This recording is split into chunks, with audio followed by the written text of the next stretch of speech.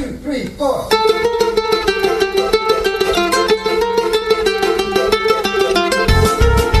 Good morning. Hi, everyone. This is a Jewish Talk coming to you live from Nassau Community College on 90.3 WHBC, streaming live on the college station and iHeart app and the iTunes.com. This program is reposted and archived on Spreaker.com.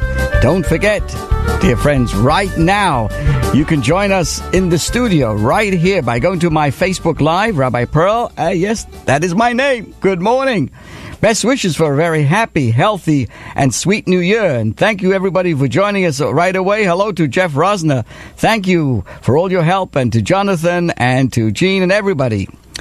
Well, first on our topic today is Aretha Franklin. Respect, her Jewish producer. Then, how to be a man that respects, that women respect. And we're going to have what we call the female admiration test, followed by respect for others should also include respect means children as well. And finally, some exercises in gaining respect for others.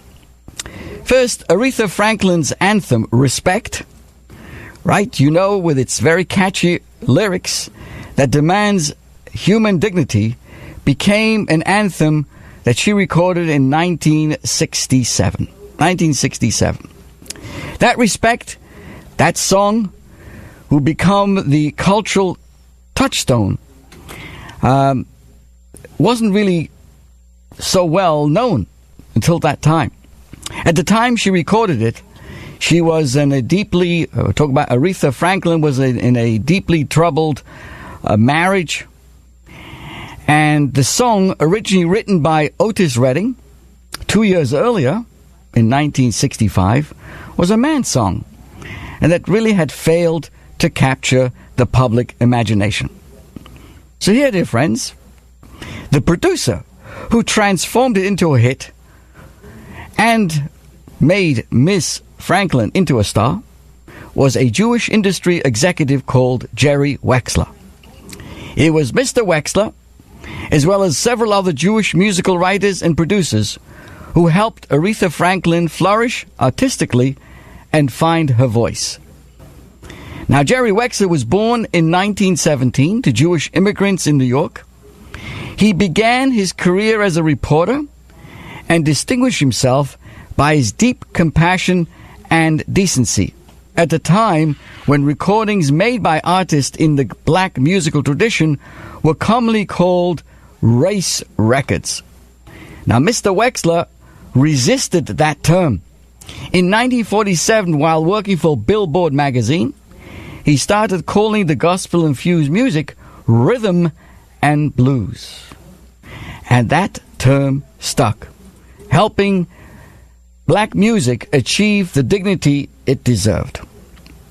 Jerry Wexler eventually moved into the record production business, working at the Atlantic record label.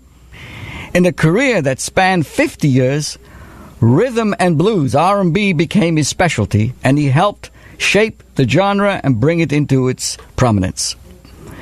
So one of his greatest hits was Aretha Franklin's Respect. To record it, Wexler brought Miss Franklin and the rest of his team to Alabama, a region steeped in rhythm and blues. Aretha Franklin only spent 1 day in Alabama recording that first album with her new label, and it was enough to transform the way she sang.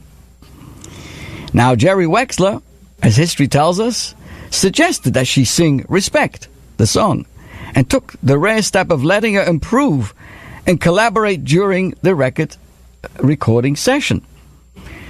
Now, Aretha Franklin recalled when Wexler died in 2008, she said of him, "He provided the vehicle to allow me to perform and express myself."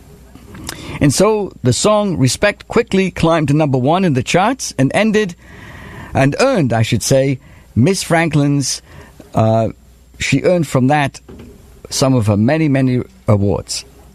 Now, these and other songs spoke urgently to a new generation that was trying to claim that women and minorities and overlooked groups had worth and deserved respect. The call for respect went from a request to a demand.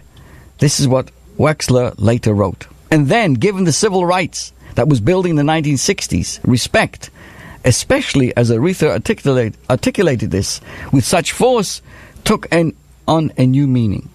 Respect started off as a soul song and wound up kind of a national anthem. Now, Aretha Franklin recognized the universal nature for the need for respect and dignity. Speaking to Jet magazine in November of 1970, Aretha insisted that everyone had a place in her music. This discussion came up yesterday at Al Chabad at the Kiddush. Following the services, we talked about respect and talked about her impact and the lesson that we could learn, that each and every one of us are here on this world for a mission also to make an impact and can make an impact. And I thought about this a lot.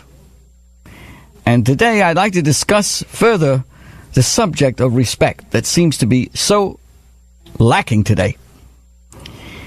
And I want to thank Jonathan Wolf for his comments on this subject. As you well know, you can see us live right now on Facebook and all the comments that are coming in from different people. Good morning from Connecticut, Dr. Kolshevsky, to Gus, to Gene Branstein, Karen Dumbeck, good morning, and everyone else joining us today. So, how to be a man that women respect. The female admiration test, man versus beast. Hang in, everybody. There's really only one thing a man needs to do to gain a woman's respect. He needs to be a man, or as we would say in the lingo, darf sein ein Mensch. It's got to be a mensch. The good news is that women want a man. The even better news is that there aren't many to go around, which means that if you can be one, if you're a mensch, you're ahead of the pack. But what is a mensch? What is a man? A man is a multi-storied burning furnace with a cooling system on the roof. I'm trying to be funny. A two-legged, upright, impulsive, passion-driven beast with a brain that keeps him in check. If the brain on top is not doing his job, then what is there to respect? Which means that being a man or a mensch is mostly about not being the animal you feel you are. Men, you get it? Women, I know it's hard, but you just have to believe us. Perhaps a woman can be a woman just by being her natural human self. But I can tell you that a man is someone who is constantly not being the beast that drives him. The beast said, I want, now. The man says, I'll decide. The beast says, grab it, it's yours. The man says, nothing is mine but my own free will. And with my free will, I choose to ignore you. The beast said, everything is yours. There's nothing else. Everyone is yours. There's no one else. They're all just objects. They're there to do your bidding. And the man says, there's a creator. There's an almighty God who made me, who gives me life. There are the people with whom I live, and I put their trust in me. There is a woman of my covenant whom I respect and love. They are not me, and I'm not them. She is not me, and I'm not her. I'm a man, and regardless of all the fury with which may burn, I will act like a mensch. I'll be a man. Ben Zoma, one of the great sages in the ancient Mishnah, says, Ezeu Gibor, who is a hero? He says, Akovishis Yitzrei, who conquers his own desires. So man is made to conquer. The beast inside a man desires to conquer. But the man cannot conquer a thing until he has first conquered that beast within him. So the beast remains a beast, a bull, a horse, a goring ox.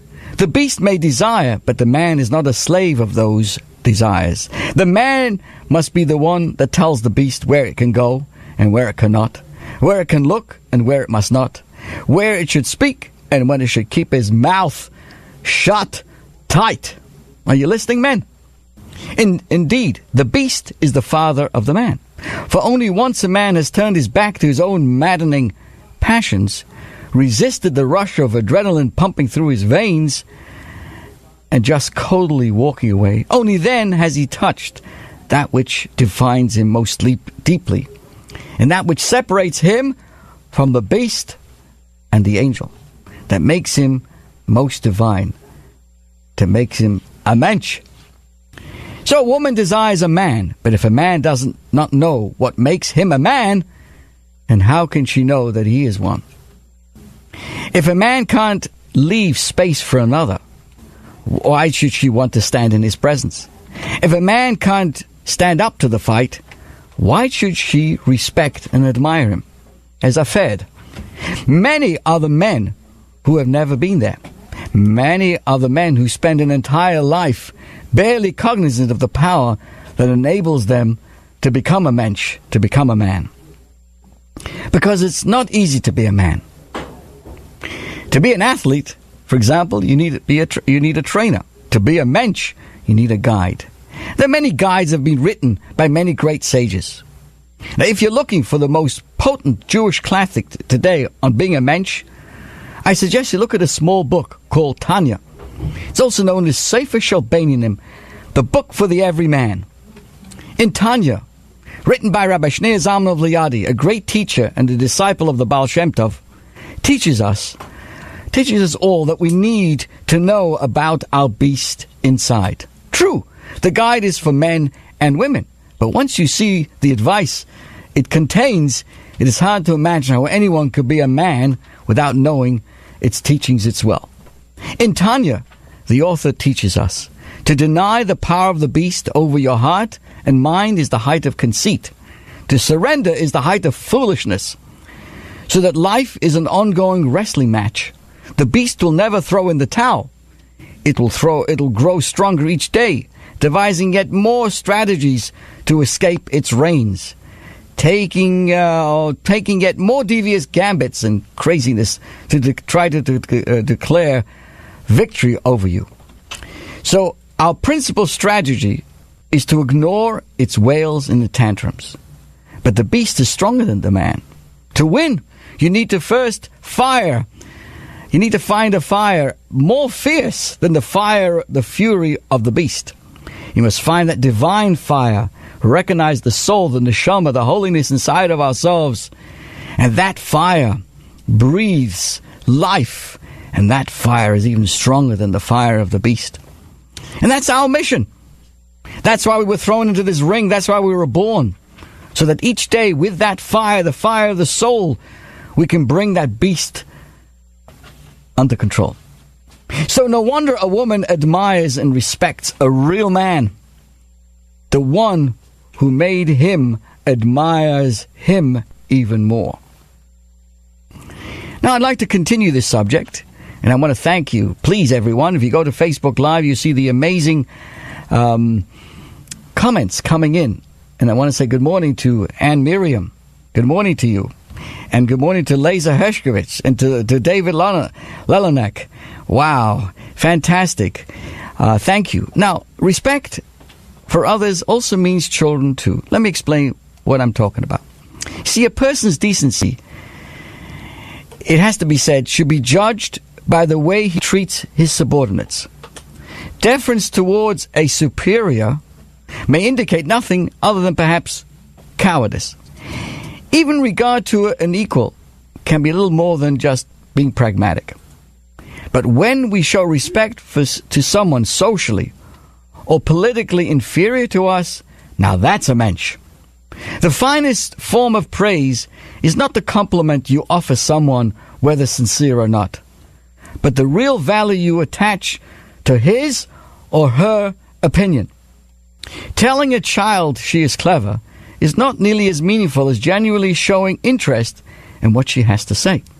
Asking your colleague for his opinion goes much further in promoting his self-worth than saying just a few nice words. They say that actions speak louder than words, but words can also be actions. When you turn to your husband in a fashion boutique and ask, "What do you think?" You're not just paying lip service. By taking counsel from your husband, even when you're doubtful of his fashion sense, you're showing